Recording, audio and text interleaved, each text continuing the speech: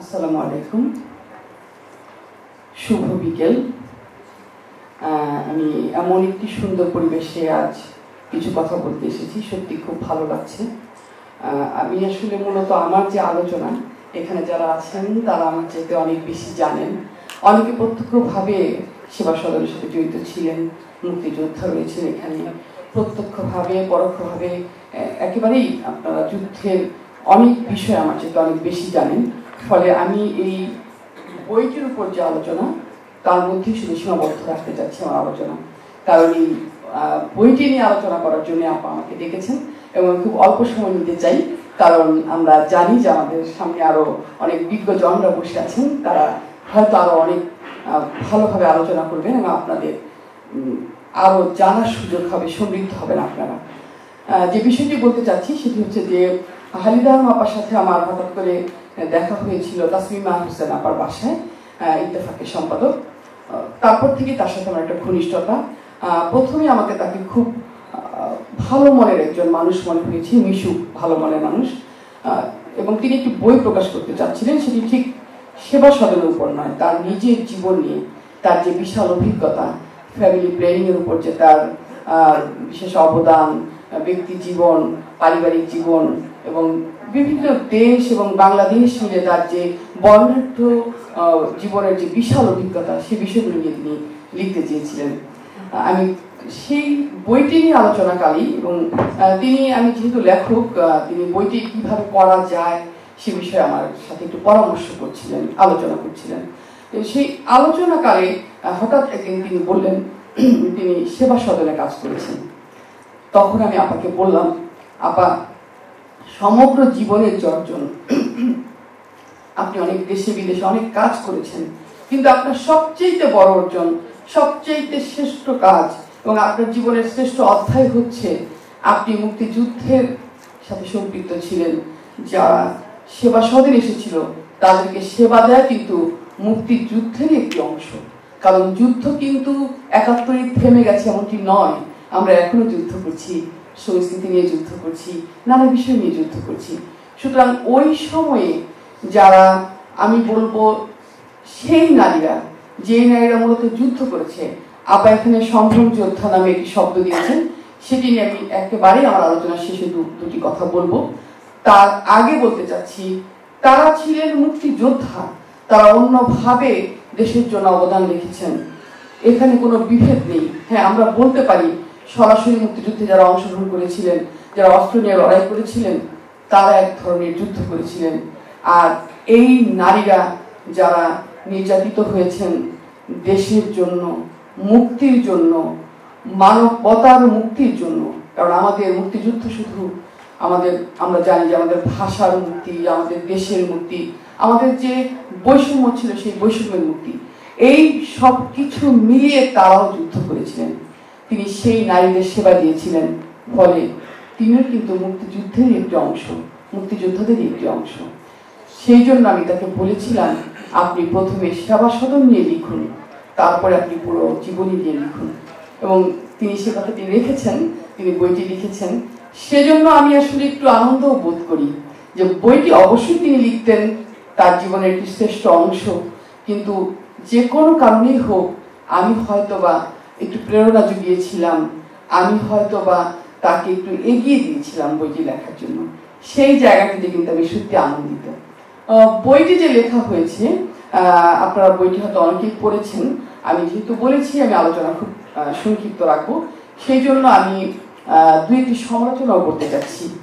কারণ কোন বই যখন আপনি আলোচনা করবেন, আর বিশেষ করে আমি যেহেতু লেখক হিসাবে প্রচুর বই আলোচনা করি, লিখিতভাবেই করি, তখন আমার দায়িত্ব হয়ে যায় বইটির যে ভালো দিক আছে তার পাশাপাশি বইটির যদি কোনো ত্রুটি থাকে সেটি যদি মুক্ত করা যায় সেদিকেও দৃষ্টি একটু আকর্ষিত করা। প্রথম কথা হচ্ছে, এরকম একটি বই প্রকাশ সত্যি আমাদের জন্য প্রয়োজন ছিল। এরকম বই আরো যত বেশি প্রকাশিত হবে তত বেশি আমরা জানতে পারবো মুক্তিযুদ্ধকে, আমাদের মুক্তিযুদ্ধের যে অধ্যায়গুলোকে আমরা জানি না। যেই আমরা বারবার বলি না যে ইতিহাসবিদ কি করেন, বীরদের নাম লিখেন, কিন্তু সাহিত্যিক কি করেন, গল্পকার কি করেন, হয়তো একজন ফুলকুরানির নাম লিখেন, হয়তো একজন মাঝির নাম লিখেন, কিন্তু সেও মুক্তিযোদ্ধা।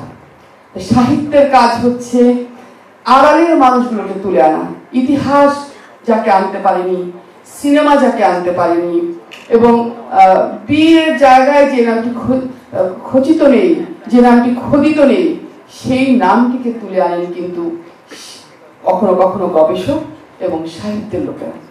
এভাবে এ ধরনের বই যত বেশি প্রকাশিত হবে তত বেশি আমরা জানতে পারবো মুক্তিযুদ্ধের কথা। মুক্তিযুদ্ধের কথা জানাটাই আমাদের এই মুহূর্তে সবচেয়ে বেশি প্রয়োজন, কারণ আমরা হচ্ছি সেই দুর্ভাগা জাতি, যে জাতি ইতিহাস বিকৃত করে ফেলেছি।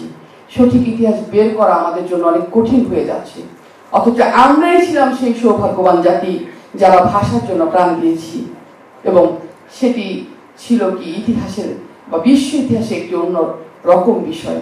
তো সেই জাতি আমরা যেহেতু ইতিহাসকে আসলে ধরে রাখতে পারিনি, আমাদের নানা স্বার্থ, নানা গোষ্ঠী, নানা মত এবং নানা দর্শনের কারণে আমরা মুক্তিযুদ্ধকে বিতর্কিত করে ফেলেছি নানাভাবে।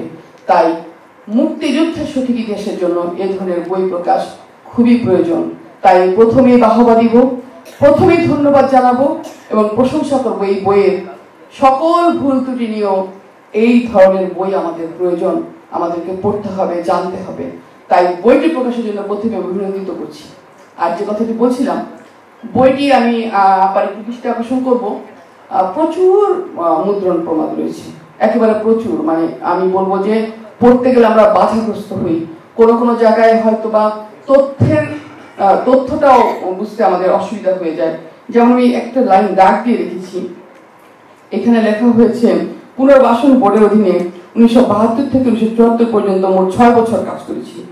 72 থেকে 74, কিন্তু 6 বছর হয় না। পাঠক কিন্তু একটু বিভ্রান্ত হয়ে যাবেন, তিনি কি আসলে 3 বছর করেছেন না 6 বছর করেছেন।